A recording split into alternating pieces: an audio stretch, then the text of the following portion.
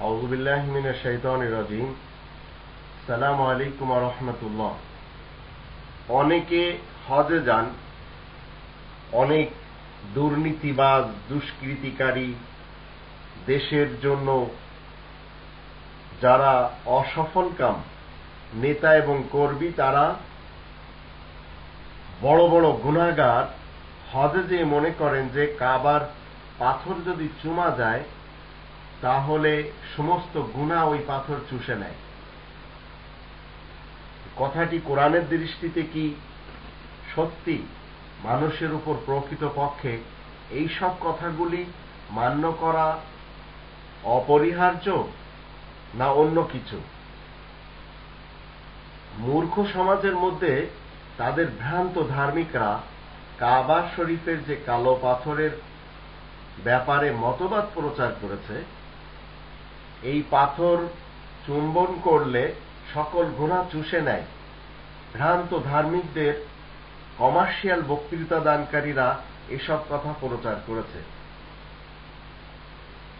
আর সবচেয়ে বেশি পৃথিবী থেকে যারা গুনাহগার, অনেকের দেখা গেল যাতায়াতের সামর্থ্য নেই, তারপরেও সেখানে যাচ্ছে কর্জ করে, এবং বিভিন্নভাবে তারা ধার কর্জ করে যাচ্ছে,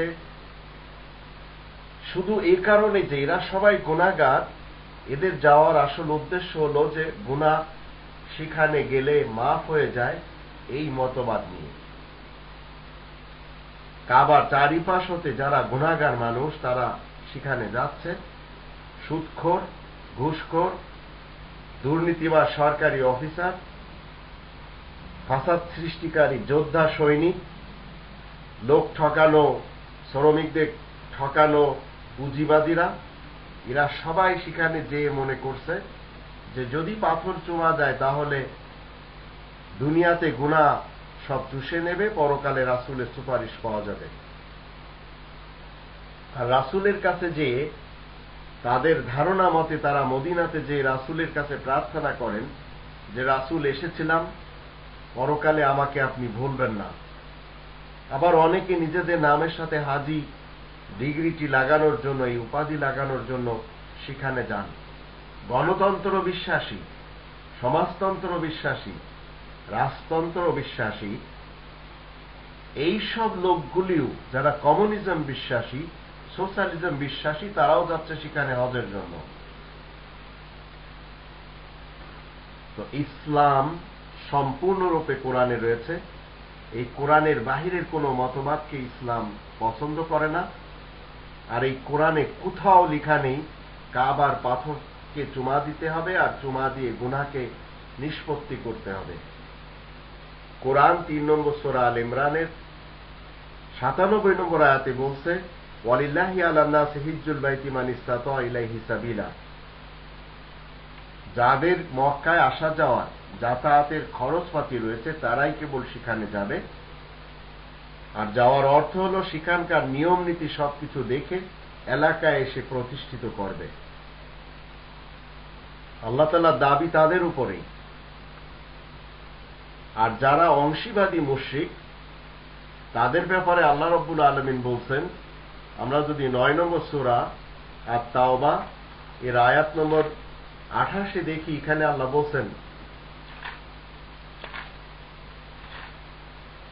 ইয়া আইয়ুহাল্লাযীনা আমানু ইন্নামাল মুশরিকুনা নাজাসুন ফালা ইয়াকরাবুল মাসজিদাল হারামা বা'দা আমিহিম হাযা। তোমরা যারা ঈমান এনেছো শোনো, মুশরিকরা হচ্ছে নিরেট নাপাক, তারা যেন মসজিদুল হারামের নিকটও না যায় এই যে ঘোষণা শোনার পর এই বছর থেকে। তো সেখানে মূলত যারা আল্লাহ তাআলার ইবাদতে শরীক করে, আল্লাহ তাআলার নামের সাথে শরীক করে, আল্লাহ তাআলার হুকুমের সাথে শরীক করে, তারাই সবচেয়ে বেশি যাচ্ছে। 18 নম্বর সূরা আল কাহফের 110 নম্বর আয়াতে আল্লাহ বলছেন যে তার ইবাদতে শরীক করা যাবে না।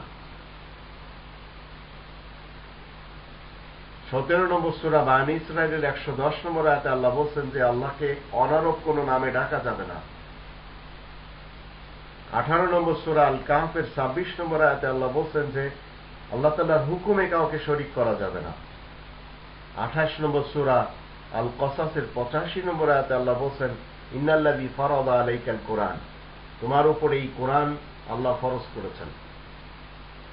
এখন যারা মনে করছেন যে সেখানে গেলে গুনাহ চুষে নেয়, রাসূল সুপারিশ করবেন, তো কিয়ামতের মাঠে রাসূল ওই সব লোকদের বিপক্ষে দাঁড়াবেন যারা এই কোরআন ছেড়ে মানব রচিত নিয়ম কানুনের মাধ্যম দিয়ে জীবন কাটাত।